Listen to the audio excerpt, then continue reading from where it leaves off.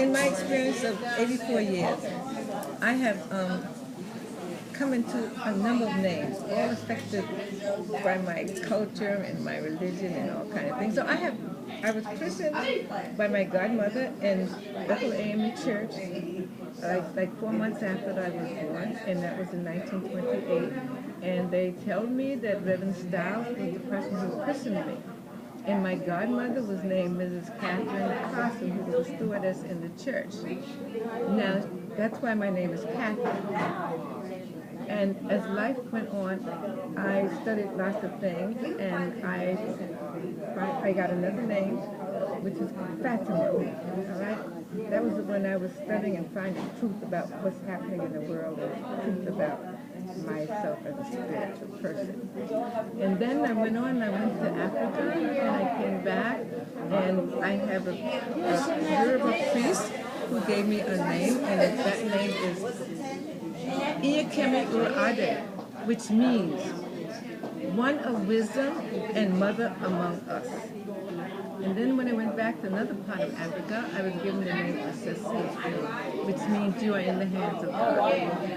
And then, well, my surname, my father's name is Lambert. My marriage name is Talbird. So that's why I have all these wonderful names. So when I was very young and I was in Sunday school, I remember the church caught on fire. But as a child in Sunday school, we were up in our class, and Ellen Crummell, who was a teenager at that time, she had gone downstairs to the bathroom, and then we heard her. She was yelling, "Fire, fire," and they were able to get all the Sunday school children out of the church. Well, because I lived across the street from the church, and my brother was home, and he had seen the church on fire, and he told my dad, he said, the church is on fire, but my brother was used to telling big stories, so my father didn't really believe him at first. And then he looked and he saw the church on fire, and he ran past us. We were outside, and he ran into the church because he was looking for us. And as the story goes, there was a child in the church, and he brought the child out. And our church burned, considerably, and then it was redone again. Let me ask you one question. Yes. What is your fondest memory of Bethel Church? Or one of them?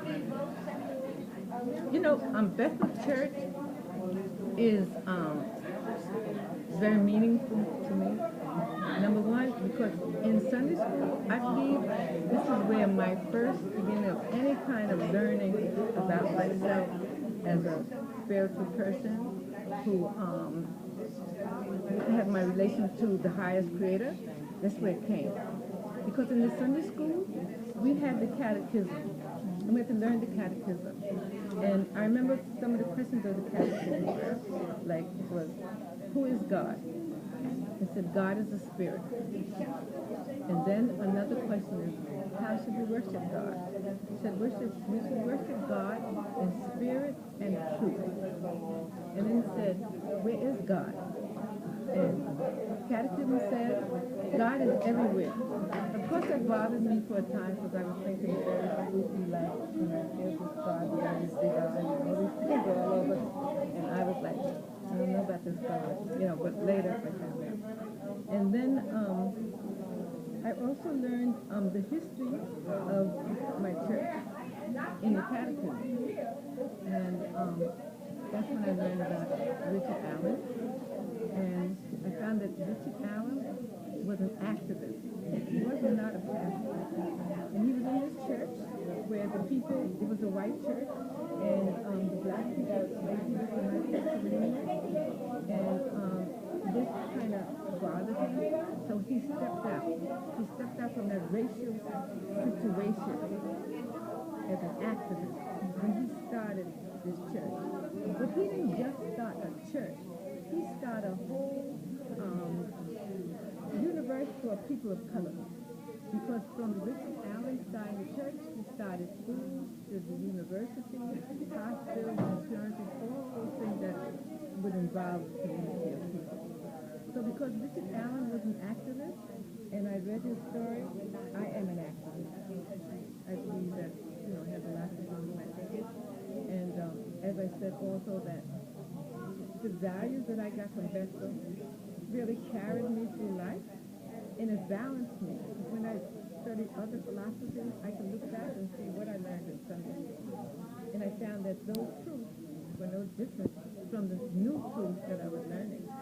And so that's why Bethel was so special to me. And it was Bethel who gave me my first opportunity to teach, even with some bad children like her mother. You know, I learned to Like whose mother?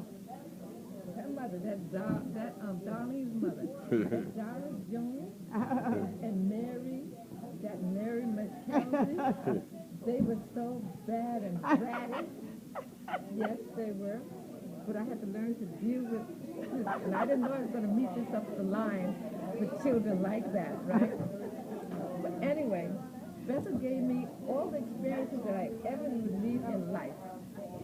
And it has carried me through. So I feel very whole, you know, and I feel very, I don't know, that's why I'm here. Because of what Bethel has done. I don't know where I would have been without my beginning.